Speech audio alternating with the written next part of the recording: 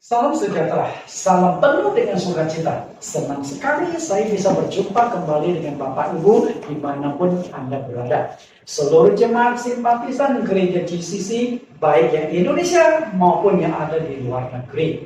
Hari ini kita kembali melanjutkan live streaming dengan tema yang sama, dunia roh. Dan ini tema yang cocok sekali untuk para hamba Tuhan, para pemimpin gereja, mahasiswa teologi, dan juga para pengerja dan siapapun dari seluruh jemaat yang aktif di dalam pelayanan gereja sangat penting untuk mempelajari tentang dunia roh, karena pelayanan kita selalu berhadapan dengan setan atau dunia yang lain. Mari kita berdoa sebelum kita masuk ke sesi yang ke-17 ini. Di dalam nama Yesus Kristus Tuhan dan Juru Selamat kami berdoa. Terima kasih Tuhan, Engkau tetap menyertai memimpin kami, sehingga sesi demi sesi dari topik yang kami bahas tentang dunia roh kami pelajari. Banyak sekali kebenaran-kebenaran penting yang disingkapkan, sehingga kami mendapatkan pengetahuan dan juga mendapatkan solusi bagaimana melakukan peperangan melawan si jahat. Kembali sesi yang ke-17 ini akan disingkapkan judul yang baru. Tuhan akan membuka hati dan pikiran kami, supaya kami dapat memahami judul ini dengan baik, sehingga ketika kami melakukan peperangan, kami memiliki senjata yang sudah Engkau sediakan. Buka hati dan pikiran kami akan masuk ke dalam seluruh pelajaran ini dari awal hingga akhir dengan tuntunan Roh Kudus. Di dalam nama Tuhan Yesus Kristus. Amin. Bapak Ibu yang saya kasih, seperti saya sudah katakan tadi bahwa tema yang kita kupas ini adalah dunia roh, dan kita sudah masuk ke sesi yang ke-17. Dan judul yang akan kita kupas pada saat ini adalah melawan iblis dengan kuasa firman Tuhan. Ini sangat penting karena banyak orang yang tidak tahu firman Tuhan punya kuasa untuk melakukan setan-setan. Tema tentang dunia roh cukup panjang, terdiri dari 20 sesi dengan 20 judul yang sangat menarik. Yang awalnya saya hanya rencana membuat 1-2 sesi, tapi terus berkembang. Nah, itulah yang namanya pengajaran. Semakin digali, semakin banyak kebenaran-kebenaran yang muncul. Itulah firman Tuhan itu hidup. Ibarat Anda menggali sumur. Ketika Engkau menggali puluhan senti, tanah tetap kering. Gali terus. Ketika Engkau menggali 1 meter, mungkin tanah itu sudah mulai agak lembut. Gali 2 meter, tanah itu sudah mulai lembab. 3 meter, tanah itu sudah mulai becek. Gali 5 meter, sudah menemukan air, walaupun air itu masih keruh. Nggak usah khawatir, gali terus. Mungkin Anda gali di atas 10 meter, akhirnya berbentuk sumur bor, Anda akan ketemu dengan air yang jernih. Itulah firman Tuhan. Gali-gali, makin banyak kebenaran yang muncul, karena firman itu hidup. Inilah judul-judul tentang dunia roh yang sudah saya masukkan ke dalam link YouTube. Jadi kalau Anda belum sempat menonton, silakan bisa nonton kembali di link YouTube kami di Bible Teaching Ministry. Satu link YouTube khusus untuk pengajaran-pengajaran Alkitab. Total dunia roh ada 20 sesi. Dan yang akan kita kupas pada sesi ini adalah melawan iblis dengan kuasa firman Tuhan. Bapak Ibu yang saya kasih, melawan iblis dengan kuasa firman Tuhan. Kita akan masuk ke dalam pembahasan kita. Ketika kita membahas tentang dunia roh, sebenarnya kita sedang membahas tentang peperangan rohani. Dan banyak orang tidak sadar bahwa peperangan rohani itu suatu yang diwajibkan bagi umat Kristus. ketakutan. Kalau engkau tidak melakukan peperangan itu, maka engkau akan kalah di dalam peperangan. Engkau suka, tidak suka, siap atau tidak siap, mampu atau dan tidak mampu, tahu atau tidak tahu bahwa engkau ada di medan perang pada saat ini, dan musuh yang kita hadapi itu adalah roh-roh jahat. Jadi ketika engkau berhadapan dengan orang jahat, yang Anda hadapi bukan orangnya, tapi iblis yang bekerja di dalam hati orang jahat itu. Dia juga nggak sadar, sehingga dia melakukan kejahatan-kejahatan, mendatangkan hal-hal yang buruk, membuat Anda mengalami kerugian materi, moral maupun spiritual. Bapak Ibu yang saya kasihi di dalam Tuhan Yesus, semua itu harus dilawan. Iblis harus kita lawan. Maka perjuangan kita bukan melawan darah dan daging, tapi melawan setan. Baik Paulus maupun Petrus, kedua rasul ini memiliki pandangan yang sama bahwa iblis harus dilawan. Kita lihat dulu apa yang disampaikan oleh Rasul Petrus. 1 Petrus 5 ayat yang ke-8, sadarlah dan berjaga-jagalah, lawanmu si iblis berjalan keliling sama seperti singa yang mengaum-ngaum dan mencari orang yang dapat ditelannya. Begitu Petrus sampaikan, iblis itu bukan kawan, iblis itu bukan sahabat, iblis itu bukan teman, iblis itu bukan seseorang yang bisa Anda ajak kompromi, baik-baikan, enggak. Lawanmu adalah iblis. Iblis itu menjadi lawan kita. Nah, yang namanya lawan berarti harus kita hadapi, harus kita lawan. Maka di ayat yang ke-9, Petrus berkata, lawanlah dia dengan iman yang teguh. Sebab kamu tahu bahwa semua saudaramu di seluruh dunia menanggung penderitaan yang sama. Jadi kepada iblis, bukan kita hormati, bukan kita ajak damai, bukan kita mengalah, tapi kita melawan. Dan semua orang Kristen di seluruh dunia menanggung penderitaan yang sama. Artinya peperangan melawan setan itu menjangkau seluruh dunia, karena semua orang Kristen di seluruh dunia berhadapan dengan setan. Iblis berjalan keliling. Maka perhatikan ayat 8 ini. Iblis berjalan keliling sama seperti singa. Keliling kemana? Kitab Ayub mengatakan mengelilingi dan menjelajah bumi berarti seluruh dunia. Lalu bagaimana penjelasan Rasul Paulus? Sama, harus dilakukan. Efesus 6 ayat 11, kenakanlah seluruh perlengkapan senjata Allah supaya kamu dapat bertahan melawan tipu muslihat iblis. Kalau Paulus lebih dalam lagi, penuh dengan tipu muslihat, artinya Anda nggak bisa menduga karena tatap Anda sudah jatuh. Ayat yang ke-12, karena perjuangan kita bukanlah melawan darah dan daging, tetapi melawan pemerintah-pemerintah, melawan penguasa-penguasa, melawan penghulu-penghulu dunia yang gelap ini, melawan roh-roh jahat di udara. Artinya kita itu sedang melakukan peperangan di dunia roh. Anda suka atau tidak suka, Anda harus terjun. Dan Anda saat ini sudah ada di medan peperangan. Karena Anda sudah menjadi manusia, dan manusia dari awal diciptakan sudah harus berhadapan dengan setan. Adam dan Hawa setelah diciptakan oleh Tuhan sudah berhadapan dengan setan yang muncul dalam wujud ular. Jika nenek moyang kita begitu diciptakan sudah berhadapan dengan setan, ini tidak bicara agama atau tidak agama. Bukan berarti setan itu hanya menjatuhkan, setan hanya melawan orang-orang yang beragama, melawan orang-orang Kristen. Enggak. Setan menyerang semua manusia tanpa membedakan jenis kelamin, tanpa membedakan usia, tanpa membedakan suku, agama, ras, dan golongan. Musuh kita bersama adalah setan. Harus kita lawan. Cuman kebetulan saya sebagai pendeta dan saya sedang mengupas kitab suci, maka saya memfokuskan perlawanan kita sebagai orang-orang Kristen menghadapi si jahat. Harus kita lawan. Artinya kita nggak boleh tinggal diam, nggak boleh pasrah.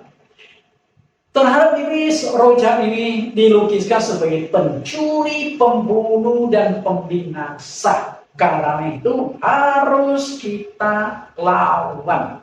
Ya, harus dilawan.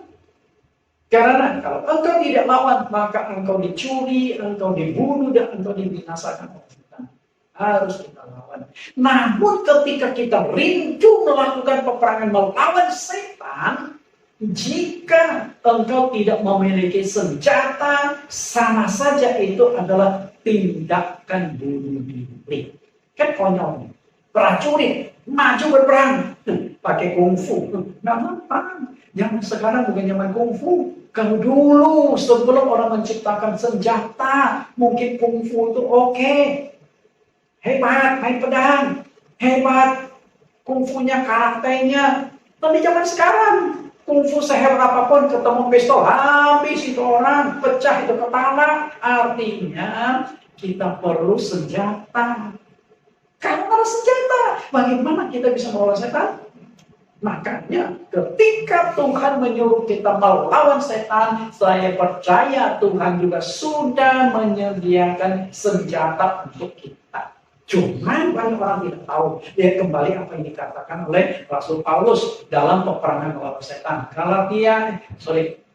Efesus pasal 6 ayat 11, kenakanlah seluruh perlengkapan senjata Allah. Ayat ini tadi kita sudah bacakan. Coba saya tidak tahu, cermati apakah bahwa ketika kita melawan tipu muslihat iblis, kita membutuhkan senjata dari Allah. Berarti senjata bukan dari engkau. Berarti Allah sudah siapkan senjatanya, tinggal Anda bisa pakai apa enggak. Lalu ayat 13. Sebab itu ambillah seluruh perlengkapan senjata Allah, supaya kamu dapat bertahan dan dapat mengadakan perlawanan pada hari yang jahat itu dan tetap berdiri. Sesudah kamu menyelesaikan segala sesuatu. Perhatikan seluruh perlengkapan senjata. 2 kali Rasul Paulus menekankan di ayat yang berbeda. 2 kali. Seluruh perlengkapan senjata apa? Seluruh berarti senjata itu bukan hanya satu. Lebih dari satu. Maka di dalam tema bagaimana peperangan, bagaimana cara kita melawan iblis, saya menyingkapkan ada beberapa senjata yang bisa kita pakai. Pada sesi yang lalu, saya sudah kupas melawan iblis dengan kuasa Roh Kudus. Ini kan senjata juga. Roh Kudus itu semacam senjata yang bisa kita pakai, kita miliki untuk berperang melawan setan. Roh Kudus itu ibarat baju zirah, ibarat baju anti peluru. Ketika kita pakai, kita diserang oleh iblis, setidaknya kita masih aman. Bapak Ibu yang saya kasihi, ketika Tuhan suruh kita berperang melawan si iblis, pasti Tuhan juga sudah sediakan senjata melawan iblis itu. Kan konyol. Kalau Tuhan berkata, oke, kamu perang, tapi tidak disediakan senjata. Negara mana di dunia ini ketika mempunyai prajurit tapi tidak punya senjata? Memang bohong, betul? Kalau ada prajurit berarti ada senjata. Dan sekarang senjata itu teknologi semakin canggih. Saat ini sedang terjadi peperangan antara Amerika dan Israel melawan Iran. Kita lihat bagaimana canggihnya senjata. Menembakkan misil, menembakkan peluru kendali dari jarak antar negara. Dari Amerika, dari Iran bisa nyerang Amerika, bisa nyerang Israel. Bukan jarak dekat loh. Dengan jangkauan ribuan kilometer. Dari ribuan kilometer melakukan perjalanan, senjata itu bisa meledak di titik yang ditentukan. Itu kan hebat, nggak kena sasaran. Maka rumah penduduk kan nggak boleh dibom, kecuali salah sasaran. Betul? Kemarin sekolah dibom, lalu sekolah sering dipakai oleh tentara Iran untuk mengirimkan misilnya. Benar atau enggak? Terserah. Intinya, senjata harus diarahkan. Kalau nggak bisa pakai, sama bohong. Namun sangat disayangkan, banyak umat Kristen tidak tahu dan tidak bisa pakai senjata yang disediakan oleh Allah. Jadi, senjata secanggih apapun, kalau engkau tidak bisa pakai, sama saja bohong. Anda tahu nggak kenapa handphone Anda itu mahal? Jadi, sebenarnya Anda bukan hanya beli fisik dari HP itu, tapi fitur-fitur jaringan yang ada di dalamnya.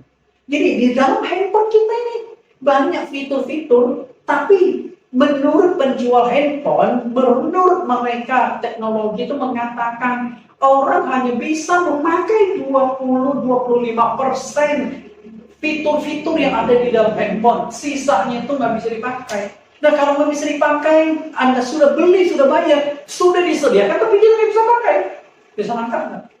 Sudah disediakan, tapi engkau tidak bisa memakai fitur-fitur yang ada di dalam handphone. Nah, sangat juga senjata yang dipakai untuk menyerang iblis, melawan iblis. Tuhan sudah sediakan. Masalahnya bisa pakai apa enggak? Ada tahu nggak bahwa itu bermanfaat? Dan hari ini senjata yang kita pakai untuk melawan iblis itu adalah firman Tuhan.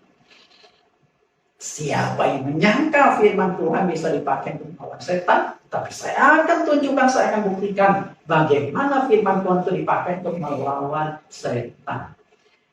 Perlu kita ketahui bahwa dari iblis juga bisa memakai firman Tuhan. Iblis memakai firman Tuhan. Kan aneh kan? Masa orang Kristen tidak memakai firman Tuhan melawan setan? Setan aja pakai firman Tuhan. Tapi dipakai firman Tuhan bukan sekedar baca firman Tuhan diimani, tapi itu menjatuhkan kita. Pentingnya memakai firman Tuhan atau Alkitab untuk melindungi diri dan balik menyerang, karena iblis juga menggunakan firman Tuhan. Iblis menggunakan firman Tuhan. Iblis menggunakan firman dengan tujuan untuk menyesatkan, sehingga tanpa disadari manusia jatuh dalam dosa karena melanggar firman Tuhan. Karena firman Tuhan kan ada yang berupa perintah, ada yang berupa larangan. Nah, perintah harus dijalankan, larangan harus dijauhi. Sebenarnya perintah dan larangan itu sudah digambarkan cukup jelas di dalam 10 hukum Allah. Kalau Anda membaca 10 hukum Allah itu ada perintah dan larangan. Ada hukum yang aktif dan hukum yang pasif. Hukum yang pasif di dalam 10 hukum Allah ada kata jangan membunuh, jangan berzina, jangan mencuri, jangan bersaksi, dan jangan itu bersifat pasif, artinya Anda menghindari. Ketika Anda menghindari, jangan membunuh, jangan mencuri, Anda sudah menjalankan firman Tuhan.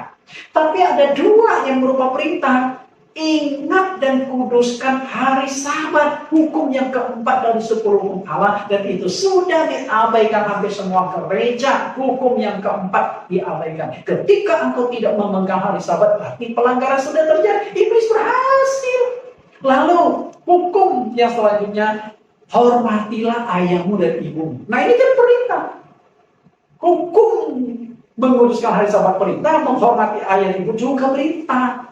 Jadi 10 hukum Allah, ada 2 hukum yang bersifat perintah, 8 hukum yang bersifat pasif agar kita menghindari. Bapak Ibu yang saya kasihi, kita lihat iblis memakai kita.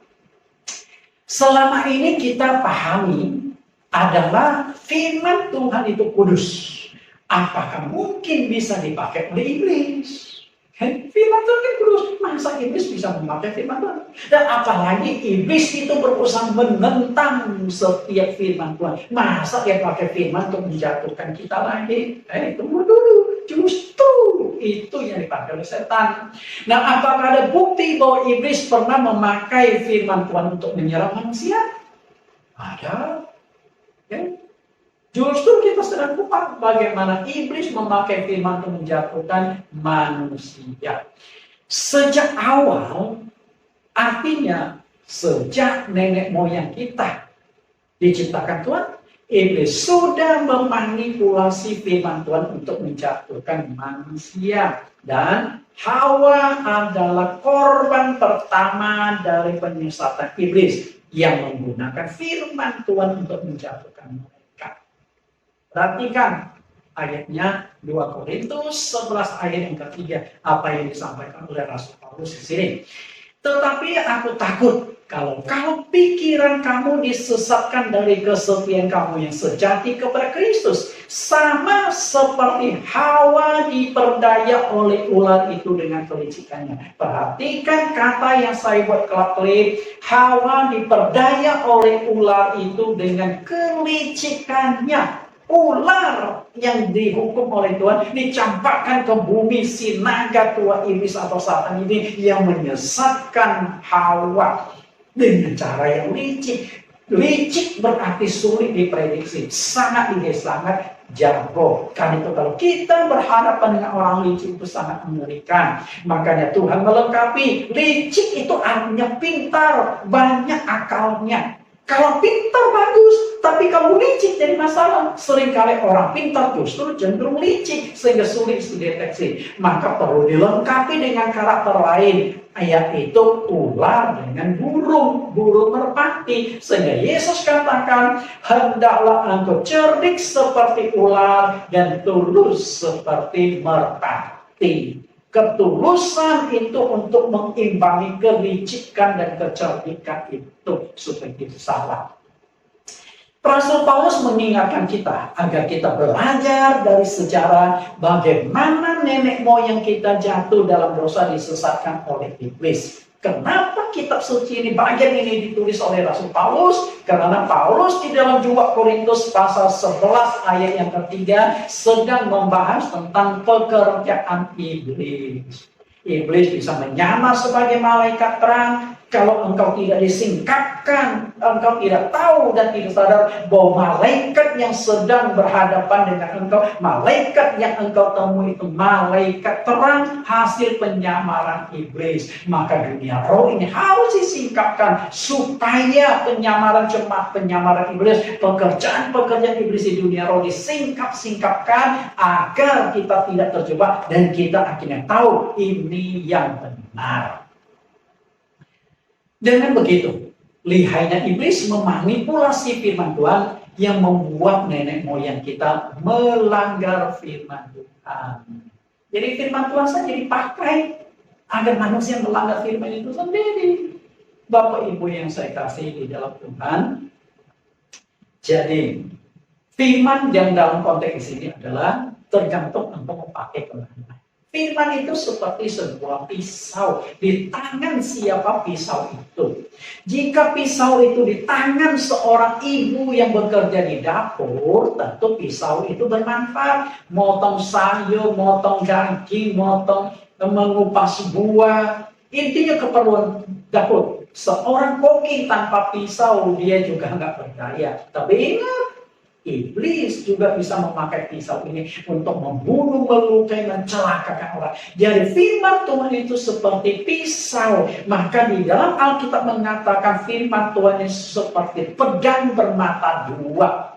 Pedang, berarti kan pisau. Nah, pisau ini di tangan siapa? Dan ketika pisau itu di tangan Tuhan, di tangan seorang pendeta, bagus. Tapi ketika pisau firman itu dipakai oleh iblis, kita habis. Iblis bisa membuat kita jatuh dalam dosa, menyesatkan kita menggunakan firman Tuhan. Sehingga kita tidak sadar, kita sudah melanggar firman Tuhan yang disodorkan oleh iblis.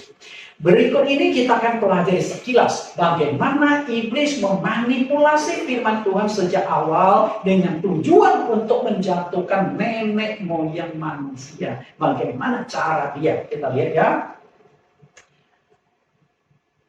Larangan Tuhan untuk pertama kalinya bagi manusia. Perhatikan dua ayat ini. Ketika Allah selesai menciptakan manusia, menempatkan di Taman Eden, Allah memberikan perintah kepada manusia. Perintah. Perintah ini berarti ada yang harus dijalankan, tapi belum tentu perintah itu harus dijalankan juga. Coba kita lihat dulu. Kejadian 2:16. Lalu Tuhan Allah memberi perintah ini kepada manusia. Semua pohon dalam taman ini boleh kau makan buahnya dengan bebas. Artinya Tuhan memberikan perintah, silakan makan, silakan nikmati semua buah yang ada di taman. Bebas kau pilih. Tapi Ada larangan lagi. Ayat yang ke-17. Tetapi pohon pengetahuan tentang yang baik dan yang jahat itu, janganlah kau makan buahnya.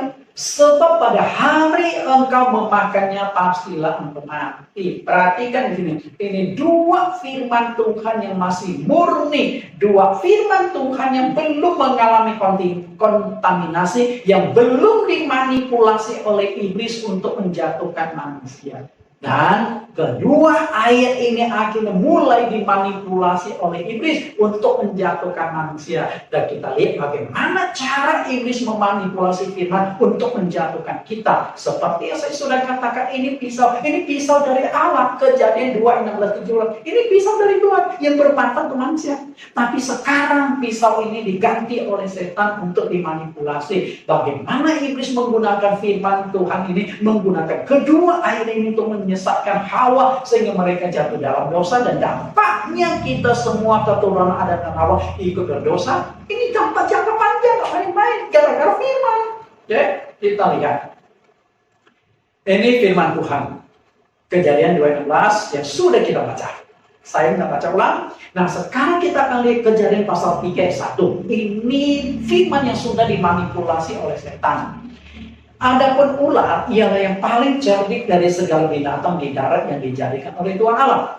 Ular itu berkata kepada perempuan itu, tentulah Allah berfirman, semua pohon dalam taman ini jangan kamu makan buahnya, bukan?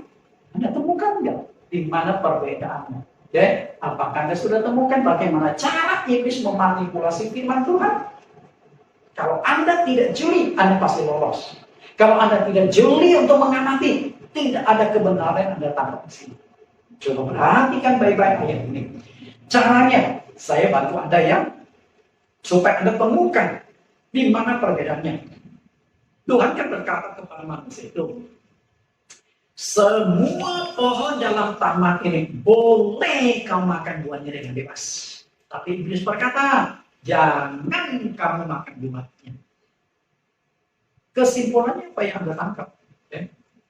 Kesimpulannya adalah iblis memutarbalikkan firman Tuhan. Ini kan sederhana yang ditemukan. Tuhan berkata boleh, iblis berkata jangan. Tuhan tidak berkata jangan. Ini belum menyinggung pohon pengetahuan baik dan jahat. Ini tentang semua pohon dalam taman ini. Dan ketika iblis mengutip firman Tuhan, iblis tetap membawa nama Tuhan. Tentulah Allah berfirman. Apakah Allah berfirman seperti itu? Enggak. Tapi dia bawa nama Allah, menjual nama Allah. Bayangkan ketika seorang nabi palsu penyesat naik ke atas mimbar, pegang Alkitab, lalu mulai mengajarkan Tuhan berkata begini, padahal tidak ada firman-Nya seperti itu. Bukankah Anda sudah tersesat? Bapak Ibu yang saya kasihi, memutarbalikkan, ya, sehingga kita tidak sadar. Inilah cara iblis memutarbalikkan firman Tuhan. Contoh LGBT. Jelas dari awal Allah ciptakan manusia, Allah hanya menciptakan dua jenis kelamin, laki-laki dan perempuan, diciptakannya mereka. Tidak pernah Tuhan ciptakan jenis yang ketiga alias bencong atau lancip. Nggak. Tuhan hanya ciptakan dua jenis kelamin, laki-laki perempuan. Karena itu, iblis berusaha membuat kita melanggar firman Tuhan. Setelah ini muncullah banyak negara, lebih dari 34 negara yang undang-undangnya sudah digodok sama DPR mereka, sehingga mereka putuskan boleh lakukan pernikahan LGBT. Laki-laki nikah sama laki-laki, perempuan nikah sama perempuan, kemudian lesbi, gay, biseksual, transseksual, mau ganti kelamin juga oke, supaya laki-laki akhirnya bisa berhubungan dengan laki-laki, karena laki-laki punya alat kelamin sudah diubah menjadi alat kelamin wanita. Banyak kasus ini, banyak artis-artis seperti itu. Bapak Ibu yang saya kasih, bukankah setan berhasil? Yang dilarang Tuhan justru dibalik menjadi diperbolehkan. Puluhan negara undang-undangnya memperbolehkan, dan lebih mengerikan, negara-negara yang mengizinkan pernikahan sejenis itu mayoritas negara Kristen. Amerika, Belanda menikah sejenis. Itu kan pelanggaran terang dibalik. Tuhan berkata jangan. Tuhan kemudian setan berkata boleh. Manusia akhirnya lakukan. Lalu makanan. Apakah boleh makan darah? Apakah boleh makan persembahan berhala? Banyak pendeta yang salah mengajarkan. Firman Tuhan melarang, tapi pendeta mengajarkan. Satu kali saya pelayanan tugas di daerah Jawa Tengah, di kota Semarang. Nah di kota Semarang itu kita ada organisasi kerjasama antar gereja, namanya Bamak Badak kerjasama antar gereja. Jadi setiap bulan kami itu ada pertemuan pendeta-pendeta di seluruh gereja kota Semarang dikumpulkan, lalu kita ibadah bersama. Setelah itu rapat, kita nggak bicara banyak, nggak bahas tentang doktrin, tapi membahas kerjasama, bagaimana ada kerjasama ini, kerjasama itu dalam organisasi. Nah satu kali selesai beribadah, lalu ada makan, dan biasa memang makan sebelum rapat, lalu kami pulang. Nah saat itu saya lihat di meja itu disajikan macam-macam makanan. Kemudian ada potongan-potongan seperti tahu digoreng dan warnanya juga agak kecoklatan seperti tahu bacem. Nah waktu saya mau ambil, saya ini tahu bukan, saya pijit pakai garpu, kok empuk tahu ini. Akhirnya saya nggak jadi ambil. Nah tapi yang di belakang saya seorang pendeta, orang Batak, dia ambil. Ya sudah, waktu saya duduk, pas dia duduk di sebelah saya juga. Sambil makan, saya lihat dia potong tahu itu, dipotong, begitu buka. Saya lihat itu kan darah goreng, yang orang Jawa sebut saren. Nah akhirnya kan saya tanya, Pak, itu apa? Saya kira tahu. Oh ini bukan, ini darah goreng. Lalu saya tanya, emang darah boleh makan ya? Jawabnya Pak, oh darah nggak boleh kalau masih mentah, karena ada darah itu nyawa. Oh dia bisa sebutkan tuh ayat Alkitab, darah ini nyawa. Tapi dia berkata, kalau sudah mati, sudah digoreng menjadi materi, boleh dimakan. Jadi ini kan sudah mati, benar mati, nggak apa-apa dia makan. Emangnya ada firman Tuhan mengatakan kalau sudah digoreng boleh dimakan? Alkitab katakan jangan makan darah. Ya? Dan Alkitab untunglah tidak dituliskan jangan minum darah. Padahal kan darah itu dikatakan jangan makan. Kalau yang berbentuk cair dia malah makan, itu minum kan. Kalau Anda minum berarti Anda Dracula. Nah kalau sudah matang, sudah dibuat keras, sudah membeku, berarti nggak boleh dimakan. Berarti darah memang nggak boleh diminum maupun dimakan. Tapi pendetanya mengatakan kalau sudah mati, itu sudah dimasak, boleh. Ini kan melawan firman Tuhan, dibalikkan oleh setan. Lalu persembahan berhala. Banyak pendeta mengatakan, roh kita lebih besar. Ini jangan takut. Walaupun sudah disembayangkan, sudah cengkeng makanan di bopor, kita sikat saja, kita doakan dalam nama Tuhan Yesus. Emang ada ajaran seperti itu? Bahwa makanan berhala kalau sudah didoakan, jadi boleh dimakan. Iblis pintar membolak-balikkan, lalu memutarbalikkan berbagai macam ajaran kita, doktrin-doktrin. Baptisan mestinya begini, dibalik jadi begitu. Tuhan itu hanya mengakui satu macam baptisan. Efesus pasal 4 ayat 51, Tuhan satu iman satu baptisan. Iblis berusaha memutarbalikkan. Perjamuan kudus yang tidak boleh menggunakan alkohol, jadi anggur perjamuan mengandung alkohol. Roti yang tidak boleh mengandung ragi, jadi roti perjamuan dengan mengandung ragi. Macam-macam diputar balikkan. Yang tidak ada di Alkitab menjadi ada, yang ada menjadi tidak ada. Dia putar balik.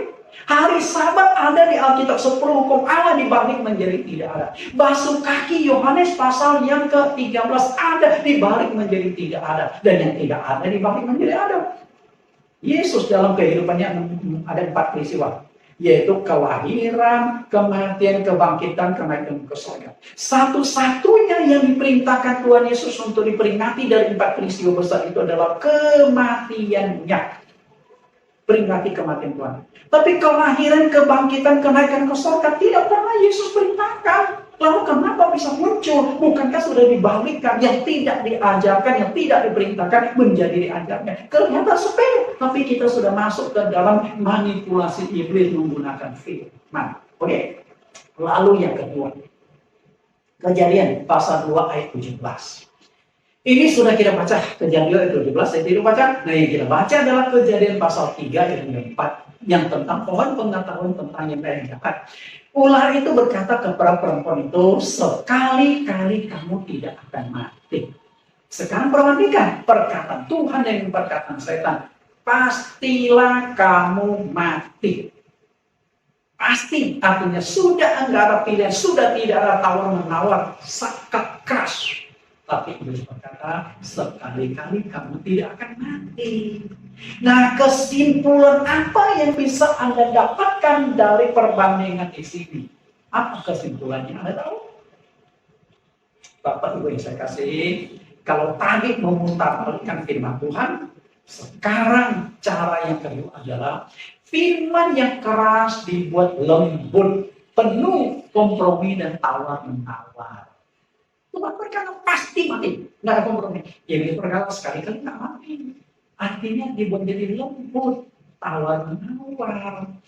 Dengan dalih bahwa Allah itu maha kasih dan maha penyayang, iblis membuat manusia melanggar perintah Tuhan dan hidup dalam hawa nafsu dan berbagai keinginan daging. Oh, Tuhan kan maha kasih. Pernikahan LGBT. Oh, Tuhan nggak mencampuri pernikahan kita sampai sejauh itu. Kalau hidupmu bahagia, laki-laki dengan laki-laki, perempuan dengan perempuan, nggak apa-apa. Kawin cerai, nggak apa-apa, Tuhan tidak mempermasalahkan. Beberapa minggu ini saya melihat di YouTube ramai dibahas tentang dua orang pendeta kakak adik. Cuman tidak elok kalau saya sebut namanya ya. Ternyata mereka punya istri dua orang. Pendeta diundang khotbah kemana-mana. Dan mereka kawin, cerai, kawin lagi. Jadi punya dua istri.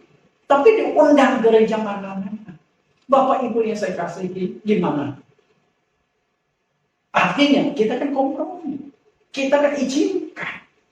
Bapak Ibu yang saya kasih di dalam Tuhan Yesus, banyak pengkhotbah yang hidupnya nggak benar, kita undang dan mereka khotbah tentang firman. Saya nggak tahu pendeta yang mengajar, yang khotbah di atas mimbar itu bagaimana dia menjelaskan tentang masalah perzinahan, perselingkuhan dan sebagainya. Kan diawali dari perselingkuhan dulu. Kan mungkin dong, engkau punya istri sah, lalu engkau tiba-tiba nikah lagi. Pasti dimulai dari perselingkuhan dulu. Setelah itu engkau ceraikan yang asli, lalu bawa selingkuhan. Ini kan dosa, tapi engkau masih bisa khotbah di atas mimbar. Gimana ceritanya? Bapak Ibu yang saya kasih. Nah, kita lihat pencobaan di padang gurun. Bukan hanya nenek moyang kita ketika dijatuhkan iblis menggunakan firman Tuhan.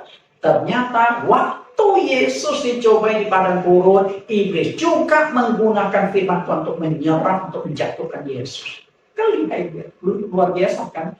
Kalau nenek moyang kita mungkin belum punya pengalaman tentang firman Tuhan, sedangkan Yesus itu adalah biangnya firman. Pada mulanya adalah firman. Firman itu bersama-sama dengan Allah dan firman itu adalah Allah. Yohanes 1 ayat 1. Kemudian di ayat yang ke-14, firman itu telah menjadi manusia dan diam di antara kita. Siapakah yang dimaksud dengan firman tersebut? Tidak lain Yesus Kristus, Sang Anak Allah. Allah yang menjadi manusia. Kan hebat tuh. Iblis berhadapan dengan sang firman, masih kutip firman Tuhan untuk menyerang Yesus. Kebayangkan bagaimana nekatnya. Makanya saya meminjam satu istilah dari Edis TV yang cukup terkenal, nekat yang nyata. Terlalu nekat gitu loh. Ini kan firman itu Yesus sendiri masih menggunakan firman untuk menyerang Yesus. Kebayangkan bagaimana iblis itu. Iblis memakai Alkitab mencoba Yesus.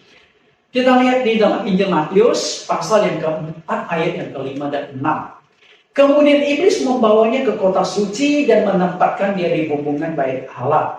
Lalu berkata kepadanya, jika engkau anak Allah, jatuhkanlah dirimu, sebab ada tertulis. Perhatikan kalimat, ada tertulis. Artinya, iblis mulai mengutip satu ayat Alkitab untuk menjatuhkan Yesus. Supaya Yesus menuruti keinginan setan itu. Kita lihat, ini kalimat yang dikutipnya. Mengenai engkau, ia akan memerintahkan malaikat-malaikatnya dan mereka akan menatang engkau di atas tangannya. Supaya kakimu jangan terantuk kepada batu. Jangan terantuk kepada batu. Bapak Ibu, ini yang dikutip oleh Iblis. Sebab ada tertulis, lalu Iblis mulai mengutip ayat. Menjadi pertanyaannya adalah, apakah Anda tahu kitab apa, pasal apa, dan ayat berapa yang dikutip oleh Iblis untuk menyerang Tuhan Yesus? Coba, Anda yang sedang mengikuti pelajaran saya saat ini, Anda tahu nggak? Iblis kutip satu ayat di Perjanjian Lama, dan kitabnya apa, pasal berapa, ayat berapa. Tahu nggak? Saya berikan waktu 5 detik. 1, 2, 3, 4, 5. Sudah ketemu? Bapak Ibu yang saya kasih. Jika Anda tidak tahu, berarti level penguasaan Alkitab Anda masih di bawah levelnya iblis. Saya yakin saat itu iblis tidak sedang bawa Alkitab lalu bolak-balik cari ayat itu. Sudah hafal. Iblis sudah hafal ayat mana yang dibutuhkan saat kondisi dan situasi seperti apa. Iblis sudah tahu. Kebetulan saat itu Yesus ada di hubungan Bait Allah. Dan memang harus lompat ke bawah. Maka iblis suruh lompat. Dan ketika engkau lompat, nggak masalah. Karena di dalam kitab suci sudah dikatakan ketika engkau lompat, malaikat akan menatang tanganmu. Dan Anda tahu nggak, ketika Yesus sudah menghadapi pencobaan di padang gurun, ada saksi hidup berupa malaikat-malaikat. Jika kita baca di Matius pasal yang keempat ayat yang ke-11, setelah Yesus menang dalam pencobaan, malaikat datang terbang melayani Yesus. Jadi malaikat ada di sana. Jadi ketika Yesus lompat ke bawah pun Yesus nggak akan celaka. Malaikat pasti akan terbang langsung menopang tangan kaki Yesus sehingga Yesus pelan-pelan turun. Nggak akan jatuh ke debu karena gaya gravitasi bumi. Enggak. Betapa rindu. Dan Anda tahu, sudah ketemu ayatnya, sudah lebih dari 5 detik. Ayat yang dikutip iblis itu adalah Mazmur 91 ayat 11-12. Ini ayat ini. Sekarang kita coba bandingkan ayat ini dengan Matius tadi. Perbandingkan ayat ini. Matius 4 ayat 5-6 dengan Mazmur 91 ayat 11-12. Baru Anda akan tahu, itulah ayat yang dikutip oleh iblis. Matius pasal 4 ayat 5-6 kita sudah baca, jadi saya tidak baca. Tapi Anda coba perhatikan kalimat di bawahnya yang saya cetak, miring dan warna biru mengenai engkau dan seterusnya. Nah, ini ayat yang dikutip oleh iblis. Mazmur 91 ayat 11-12. Saya akan baca. Ketika saya baca Mazmur 91 ayat 11-12, coba Anda baca di Matius pasal 4 ayat 6 supaya Anda perhatikan. Mazmur 91:11, sebab malaikat-malaikatnya akan diperintahkannya kepadamu untuk menjaga engkau di segala jalanmu. Mereka akan menatang engkau di atas tangannya supaya kakimu jangan terantuk kepada batu. Nah, ini ayatnya.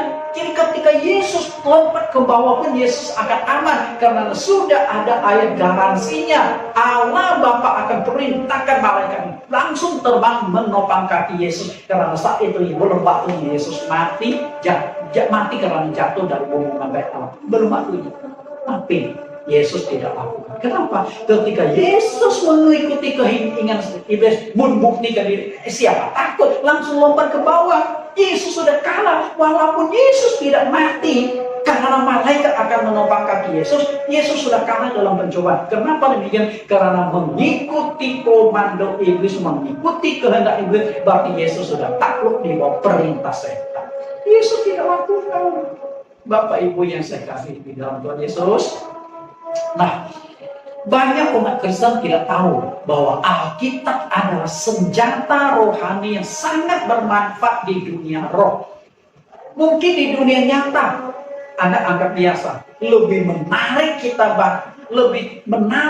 baca WhatsApp, lebih menarik kita nonton YouTube, kita membaca TikTok daripada baca Alkitab.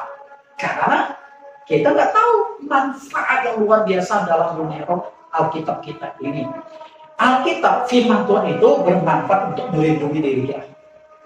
Melindungi diri, dan firman Tuhan juga bermanfaat untuk melawan iblis, balik menyerang iblis. Jadi betapa hebatnya melindungi dan balik menyerang setan. Oke, kita lihat bagaimana pemakaian ini. Rasul Paulus melukiskan firman Tuhan itu sebagai pedang dan ketopong.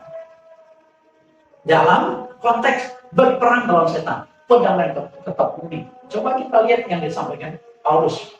Efesus pasal 6 ayat yang ke-17. Karena di ayat yang ke-11 Paulus sudah menjelaskan tentang perjuangan melawan si setan itu. Nah, di ayat yang ke-17 dia munculkan senjatanya berupa ketopong dan pedang. Apa itu ketopong dan pedang? Firman Tuhan. Okay? Firman Tuhan. Apakah manfaat dari pedang dan ketopong itu? Anda pernah lihat nggak sih pedang? Mungkin sering, terutama kalau Anda suka nonton film silat, kungfu, pedang, atau nonton film ninja, pedangnya luar biasa. Tapi ketopong mungkin jarang kita lihat. Jadi perhatikan sih, mana pedang dan mana ketopong? Ketopong. Untuk apa? Melindungi diri.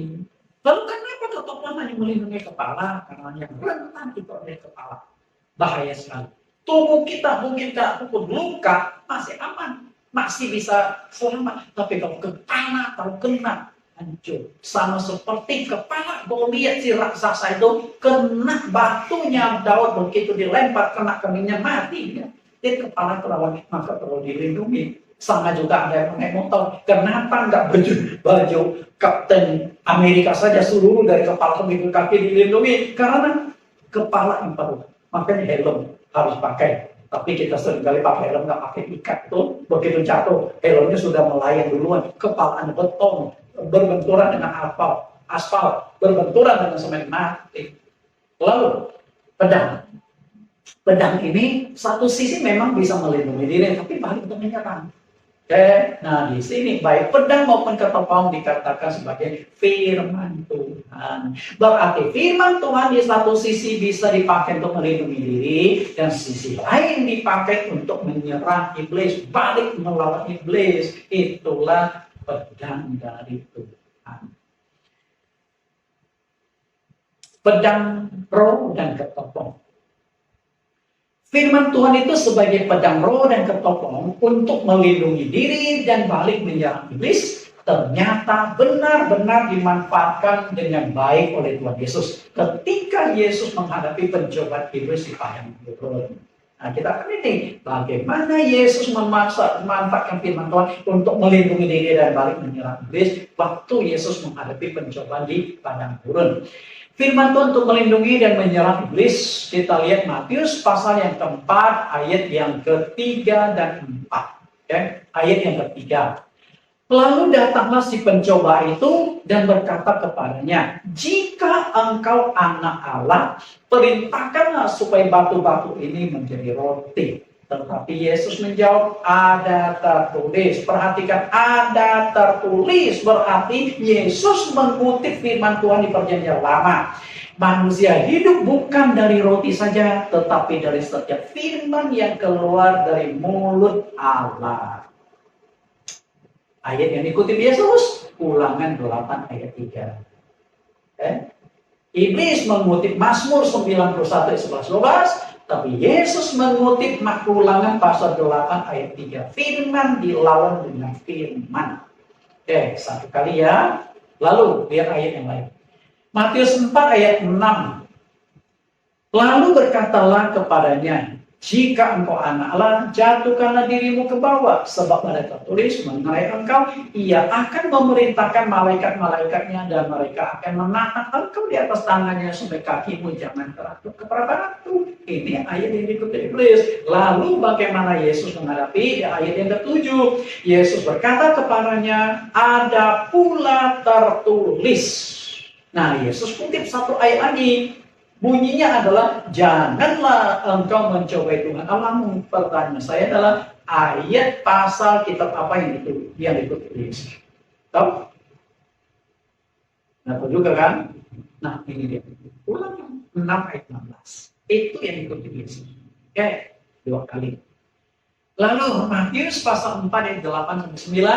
Dan iblis membawanya pula ke atas gunung yang sangat tinggi dan memperlihatkan kepadanya semua kerajaan dunia dengan kemegahannya dan berkata kepadanya, semua itu akan kuberikan kepadamu jika engkau sujud menyembah aku.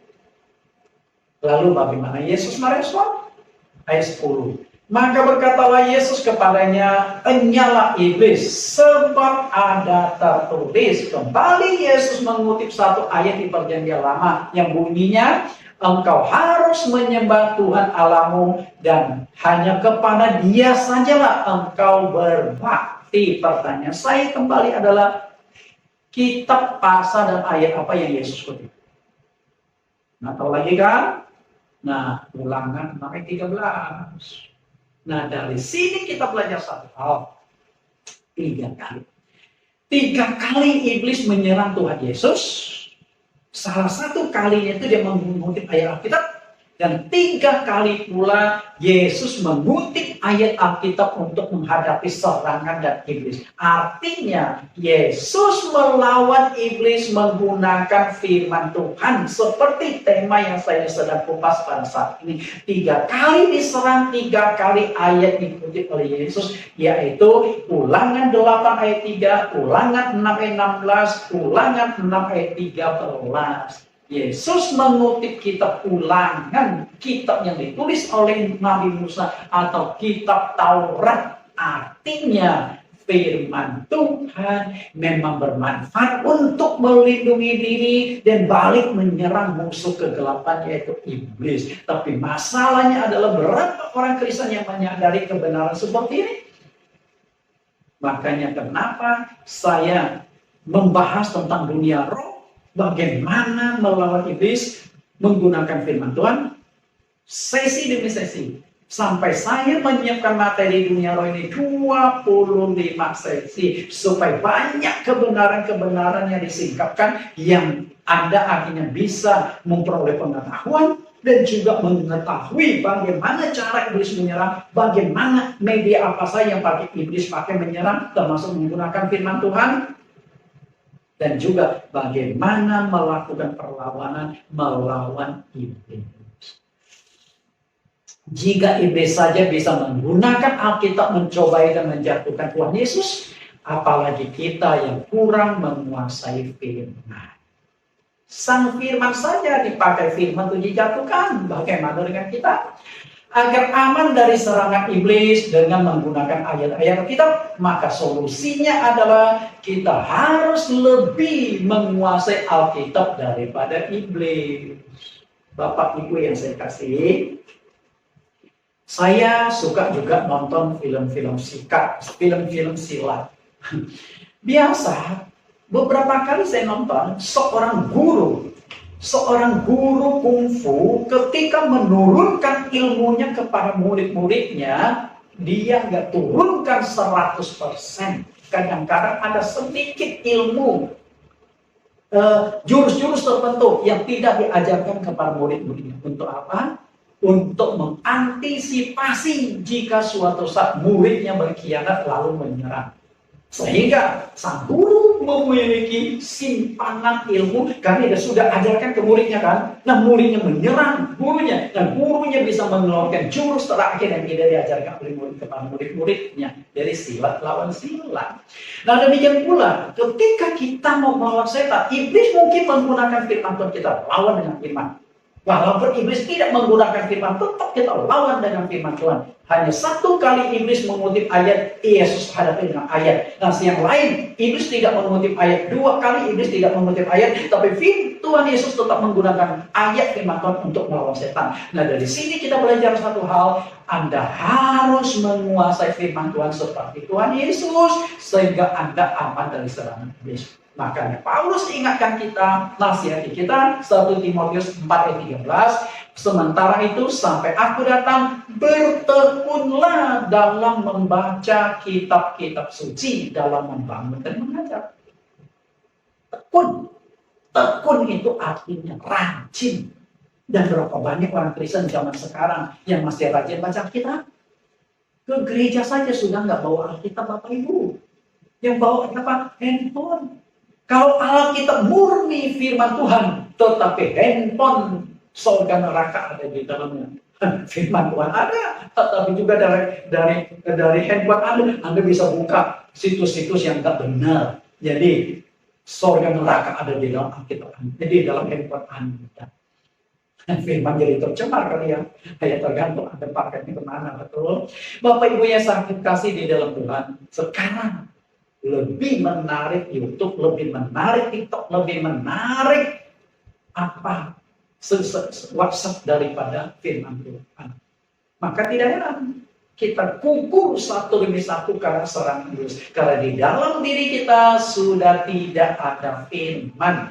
Nah, mengapa kita harus tekun membaca firman Tuhan, membaca Alkitab? Karena iblis menyerang tidak kenal batas waktu.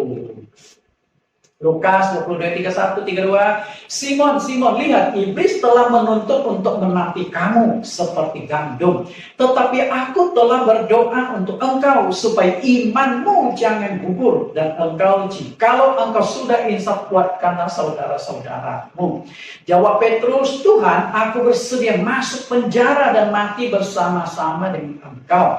Tetapi Yesus berkata, aku berkata kepadamu Petrus, pada hari ini ayam tidak akan berkokok sebelum engkau 3 kali menyangkal bahwa engkau mengenal aku. Perhatikan, karena 3 kali. Kalau iblis menyerang Yesus 3 kali, 3 kali pula Yesus bisa menghadapi serangan iblis mengutip ayat-ayat Alkitab. Nah, kemudian Petrus diserang 3 kali oleh iblis melalui 3 orang. Kamu pengikut Yesus kan? Enggak, aku enggak kenal. Yesus siapa? Kedua kali dia berkata, enggak, gue enggak kenal. Artinya, pertama dia menyangkal, kedua dia bersumpah, dan ketiga dia sampai mengutuk. Swear, gue disambal petir kalau benar aku mengenal Yesus. Mungkin gitu kali ya. 3 kali Petrus menyangkal Yesus. Jatuh. Bapak Ibu yang saya kasihi, Matius 26:40. Setelah itu ia kembali kepada murid-muridnya dan mendapati mereka sedang tidur dan berkata kepada Petrus, tidakkah engkau sanggup berjaga-jaga 1 jam dengan aku? Berjaga-jagalah dan berdoalah supaya kamu jangan jatuh ke dalam pencobaan. Roh memang penurut tetapi daging lemah. Perhatikan kalimat, roh penurut daging lemah. Bagaimana supaya roh kita kuat? Berdoa dan berjaga-jaga. Tapi saya ingin mengupas lebih jauh daging dan roh ini. Daging. Berjaga-jaga berarti kita tahu ada musuh. Namun tidak tahu persis musuh kegelapan ini kapan, bagaimana, di mana, bagaimana cara, dengan apa dia akan menyerang kita. Kita nggak tahu karena musuh kegelapan ini. Semua negara di seluruh dunia, termasuk kita orang Kristen di seluruh dunia, menghadapi peperangan ini. Karena itu gunakan baju anti peluru sebelum kita maju ke medan perang. Semua negara di dunia ada tentara untuk melindungi negaranya. Dan tentara harus dipersiapkan senjata-senjata sebelum maju ke medan peperangan.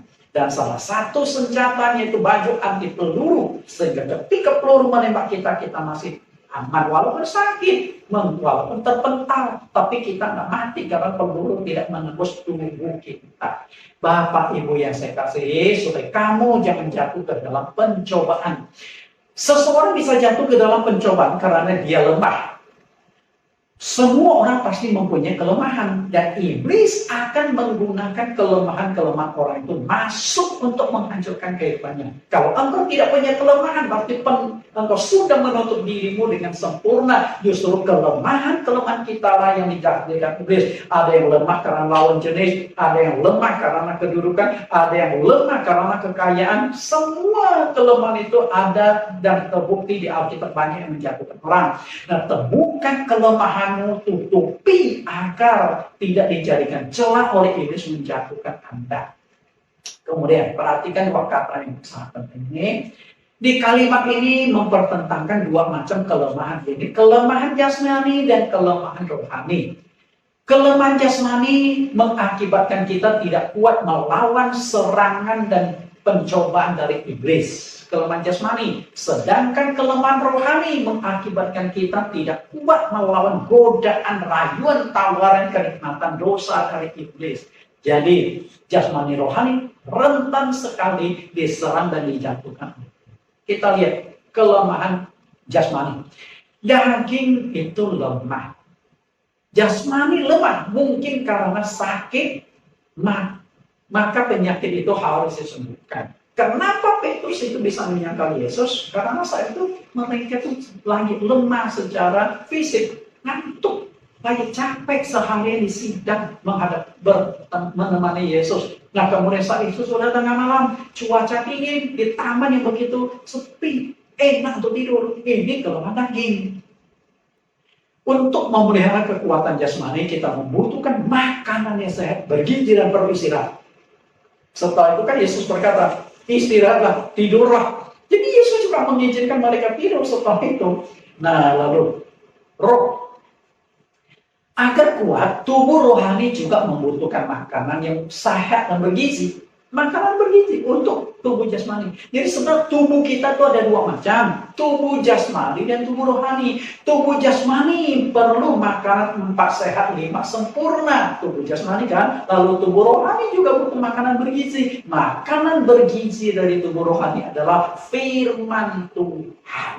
Kenapa kita perlu banyak membaca firman? Karena kita membutuhkan makanan untuk rohani kita. Nubuat Amos tentang terjadinya kelaparan dan kehausan akan firman. Jadi firman Tuhan itu diibaratkan makanan dan minuman. Amos 8 ayat 11, sesungguhnya waktunya akan datang, demikianlah firman Tuhan Allah. Aku akan mengirimkan kelaparan ke negeri ini. Bukan kelaparan akan makanan dan bukan kehausan akan air, melainkan akan mendengarkan firman Tuhan. Artinya di akhir zaman firman Tuhan itu akan sulit. Perhatikan, hampir 100% gereja-gereja khotbah melulu. Mungkin hanya 1-2% yang pengajaran Alkitab. Salah satunya saya adalah pengajar. Maka pelajaran itu saya berikan. Saya sajikan pelajaran yang demikian menarik, mudah dipahami, dan juga dibuat dalam bentuk PowerPoint agar mudah diikuti. Sehingga firman Tuhan yang berat ini, sehingga Anda bisa menangkapnya dengan lebih gampang, penuh dengan ilustrasi-ilustrasi. Mungkin sudah sangat langka pendeta-pendeta model saya sebagai pengajar firman, bukan pengkhotbah. Karena untuk mengajar nggak mudah. Seorang pengajar bisa berkhotbah, tapi seorang pengkhotbah belum tentu bisa mengajar. Bisa bedakan pengkhotbah dengan mengajar? Karena itulah pengajar firman Tuhan penting, makanan keras itu penting supaya engkau bertumbuh dewasa. Karena firman Tuhan itu adalah makanan rohani.